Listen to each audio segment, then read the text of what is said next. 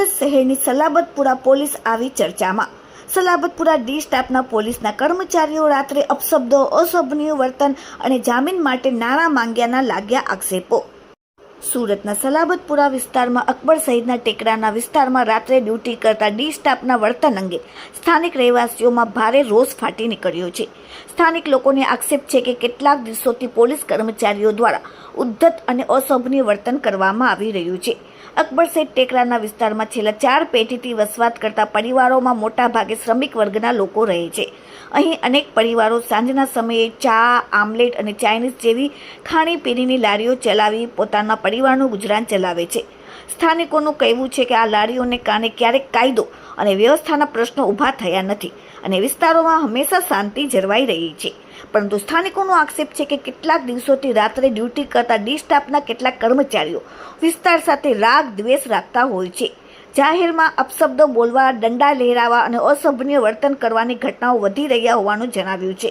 સ્થાનિકો મુજબ 9 ફેબ્રુઆરી 2026ના રોજ ડી સ્ટાફના 2 કર્મચારીઓએ વિસ્તારના વરિષ્ઠ સામાજિક રાજકીય આગેવાની સાથે જાહેરમાં અશોભનીય વર્તન કર્યું હતું। આ ઘટનાને લઈને સ્થાનિકોમાં ભારે અસંતોષ જોવા મળી રહ્યો છે।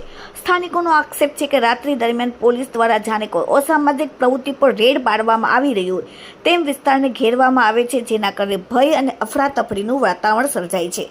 સ્થાનિકોએ લેખિતમાં અરજી આપી, જેમાં ઉલ્લેખ પણ કર્યો છે કે ડ્યુટી કરતા ડી સ્ટાફના કર્મચારી ચેતનભાઈ અને મહિપતભાઈએ વરિષ્ઠ અગ્રણી સામાજિક રાજકીય અગ્રણી ગુલામભાઈ પાનવાલા સામે સામાન્ય બાબતે જાહેરમાં ઉદ્ધતાઈભર્વક અપશબ્દો બોલી અશોભનીય ભર્યું વ્યવહાર કર્યું હતું, જેનો સખત વાંધો તેમણે ઉઠાવ્યો।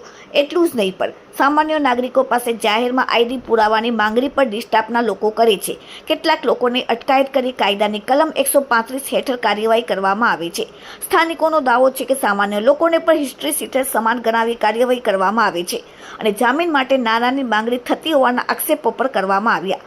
સ્થાનિક રહેવાસીઓએ પોલીસ તંત્ર પાસે આ સમગ્ર મામલે નિષ્પક્ષ તપાસ કરી જવાબદાર કર્મચારીઓ સામે યોગ્ય કાર્યવાહી કરવાની માંગ કરી છે।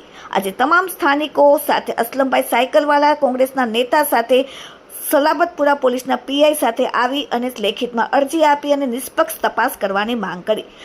આ સાથે એવું પણ કહ્યું કે આ વિસ્તારમાં રહેતા તમામ લોકો સાથે માનવીય અને સન્માનજનક વર્તન રાખવાનું વિનંતી કરી। સલાબતપુરા પોલીસના પીઆઈ દ્વારા પણ અરજી સ્વીકાર કરીને તેના ઉપર પૂરેપૂરી કાર્યવાહી કરવાની અને તપાસ કરવાની ખાતરી આપવામાં આવી છે। Bureau report, daily India TV, Surat.